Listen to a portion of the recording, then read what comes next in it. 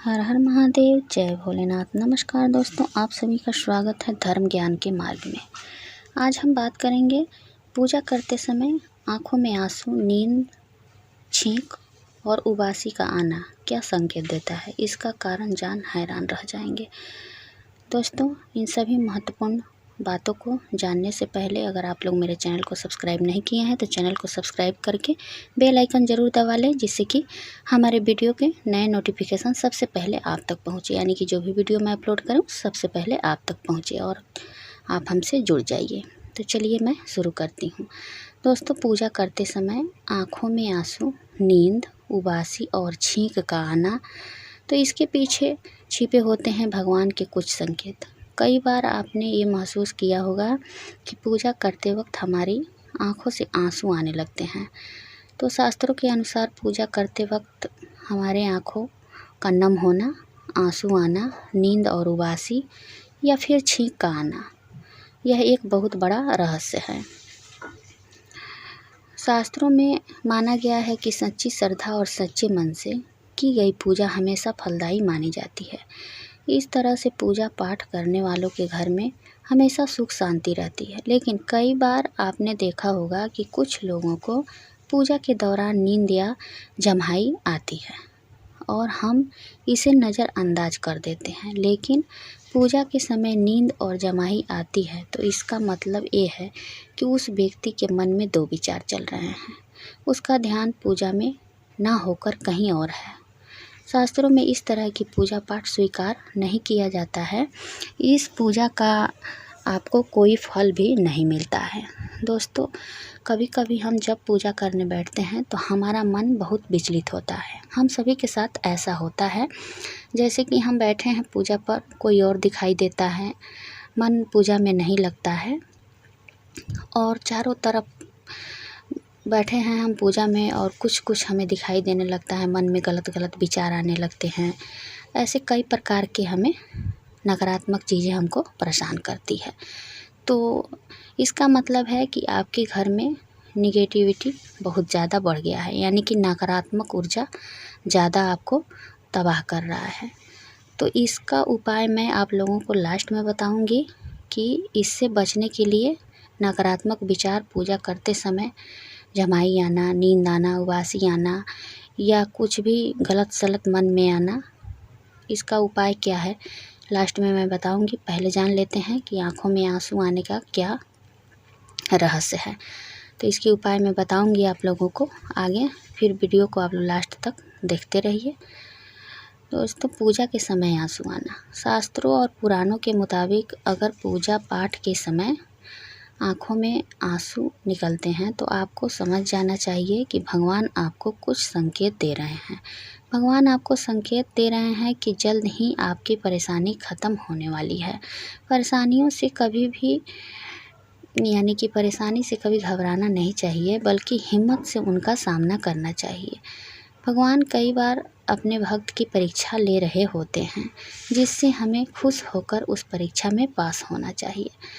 दोस्तों, सनातन धर्म में, हिंदू धर्म में पूजा पाठ का विशेष महत्व होता है। लेकिन पूजा पाठ करते समय इसके नियमों को ध्यान में रखना चाहिए और ध्यान में रख कर ही हमें पूजा पाठ कोई भी करना चाहिए। पूजा पाठ के दौरान आँखों में आंसू अगर आता है तो इसका कारण कई कारण हो सकता है। मान लीजिए कि कहीं आँख में प्रॉब्लम है तो इसके चलते भी आंसू आ जाता है। कभी हमें उबासी आता है, यानी कि जम्हाई जब हम लेते हैं तो उस समय भी हमारे आँख में आंसू निकल आता है। अगर आपका आंसू जो है अगर भगवान के लिए गिरता है, जब हम पूजा पाठ करने जाते हैं और हमारा आंसू जो निकलता है भगवान के प्रेम में निकलता है, भगवान को पाने के लिए निकलता है, जैसे कि हम पूजा करने बैठे हैं और हमारा मन कभी विचलित नहीं होता, केवल भगवान के ध्यान में ही रहता है, तब वो आंसू जो होता है वही आंसू सफल होता है। अगर हम भगवान के लिए जब भी रोते हैं, देखिए दुनिया तो रोता है बस केवल अपनी कामना के लिए, भगवान के लिए तो कोई रोता नहीं है। अपनी कामनाओं के लिए दुनिया रोता है कि भगवान हमारे पास ये नहीं है, वो नहीं है, इसके लिए आंसू निकलते हैं। लेकिन जो आंसू भगवान के लिए निकलते हैं, भगवान को पाने के लिए निकलते हैं, भगवान के दर्शन के लिए निकलते हैं, उनके भजन सुन के आंसू आ जाते हैं, उनके मंत्र जपने के बाद हमें आंसू आते हैं, तो ये आंसू होते हैं भगवान के लिए। अगर ऐसा आंसू आपको आता है तो आप समझिए कि आपका और भगवान का कनेक्शन जो है एकदम हो गया है और भगवान की विशेष कृपा आप पर होने वाली है। तो इसमें अगर इस प्रकार से हो रहा है आपके साथ तो और ज़्यादा आपको भक्ति भाव बढ़ा देना चाहिए।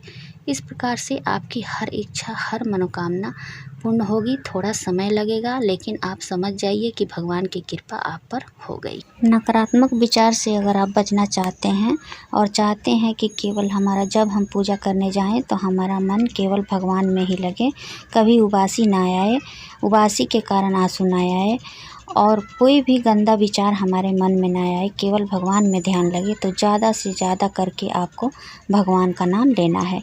जिस प्रभु को आप मानते हैं, या भगवान शंकर को मानते हैं, भगवान राम को मानते हैं या कृष्ण को मानते हैं, जिस भी प्रभु को मानते हैं उनका नाम आप जपना शुरू कर दीजिए। आपको कोई अशुद्धि का ख्याल नहीं रखना है, बस काम करते रहिए और नाम जपते रहिए। ऐसा कहा गया है कि काम करते रहो, नाम जपते रहो, मन में गोविंद गोपाल गाते रहो।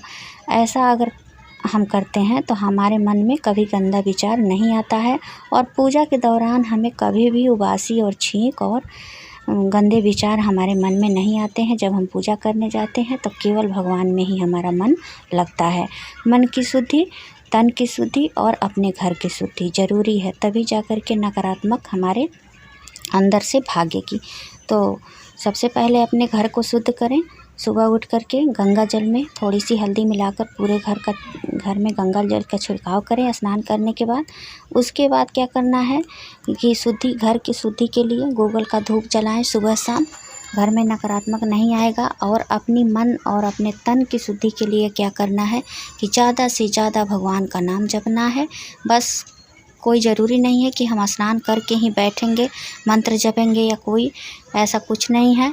आप अपने मन में भगवान का नाम जपते रहिए। जितना हम नाम जपते हैं उतना ही हमारा पाप कटता है और पाप भी कटता है, ज़्यादा से ज़्यादा हमें पुण्य भी प्राप्त होता है नाम लेने से, और हमारी जितनी भी समस्या है समाधान भी हो जाती है और हमारे अंतरात्मा जो होता है वो शुद्ध भी हो जाता है केवल एक नाम से। अगर आप लोग नाम का चमत्कार नहीं देखे हैं तो एक बार आप लोग नाम जप कर अवश्य देखिए। नाम जपने से हमारा मन अपने आप ही शुद्ध हो जाता है, ज़्यादा कुछ करने की ज़रूरत हमें नहीं पड़ती है। इस कलयुग में भी केवल एक नाम सहारा है। भगवान का नाम लेने से मात्र से हमारी जितने भी पाप हैं सब कट जाएगी। तो उम्मीद करती हूँ कि यह जानकारी आप लोगों को पसंद आएगी। अगर वीडियो पसंद आए तो लाइक, सब्सक्राइब, शेयर ज़रूर कीजिएगा। ज़्यादा से ज़्यादा शेयर कीजिएगा अपने फैमिली फ्रेंड में, जिससे कि यह जानकारी सभी लोगों को प्राप्त हो सके। तो फिर मिलती हूँ एक नए वीडियो के साथ। तब तक के लिए आप लोग खुश रहिए, मस्त रहिए।